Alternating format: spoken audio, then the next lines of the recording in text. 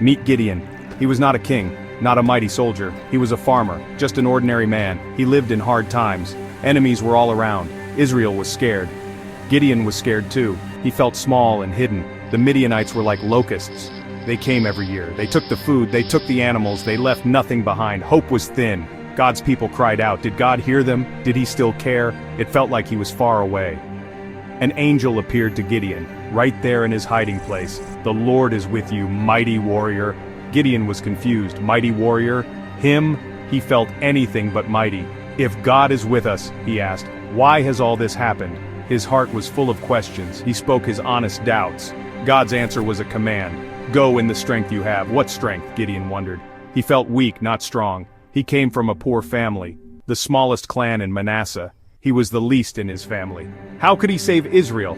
God saw something Gideon did not, a hero in the making.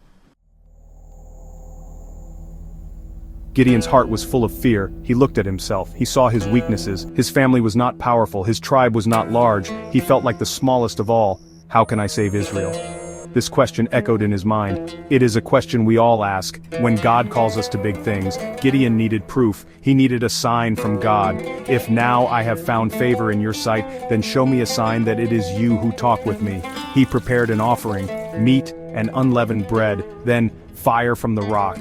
It consumed his offering. God was real. God was near. A tiny seed of faith began to sprout. God gave Gideon a task, a difficult first step. Tear down your father's altar to Baal, cut down the Asherah pole beside it. This was dangerous. His family worshipped these idols. His town worshipped them too.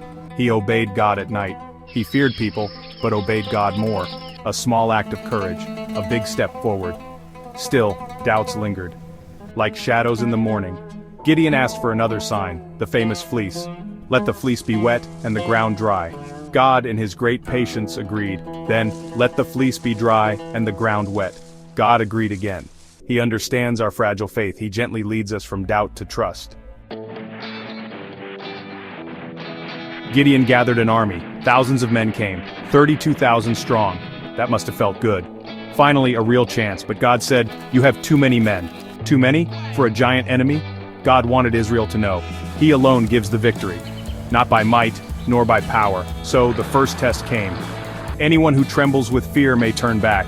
22,000 men left. Imagine Gideon's heart sink.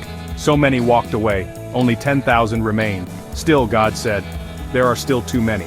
God was shaping Gideon, teaching him to rely only on him, trusting God, not numbers. Then came the water test. Down to the river they went. How they drank water would decide. Most knelt down, careless. Only 300 scooped water with their hands, alert, ready, watching. With these 300, God said, I will save you. 300 against an army like sand. God was teaching Gideon about true strength. God knew Gideon still felt fear. Deep in the night, God spoke, go down to the enemy camp. Listen to what they are saying. Gideon and his servant went. They heard a Midianite soldier telling a dream about a barley loaf, tumbling into their camp, destroying a tent. His friend said, this is the sword of Gideon. God gave Gideon courage through his enemies. Gideon's story is for us. You might feel ordinary. You might feel hidden. You might feel afraid. God sees you there. He calls you mighty warrior, not because of who you are now, but because of who he will make you. He chooses the unlikely to display his great power. Your weaknesses are not roadblocks for God. They are opportunities. Gideon said, my clan is the weakest. I am the least in my family. God said, I will be with you. That is all that matters. His presence is your strength. His power works best in your weakness. Do not let your flaws define you. Let God's call refine you. Transformation comes through obedience. Even small steps of faith. Tearing down an altar at night. Asking for a sign yet still moving. Trusting God with a tiny army. Each step shaped Gideon, from a fearful man in a winepress to a courageous leader for God. God does not ask for perfection. He asks for a willing heart. Let God be the potter, you are the clay. Allow him to mold you. His hands may press hard sometimes. He may chip away parts you like, but his plan is good. He is shaping you for his purpose. A purpose greater than you can imagine. Gideon's journey shows it. God can use anyone. He can use you.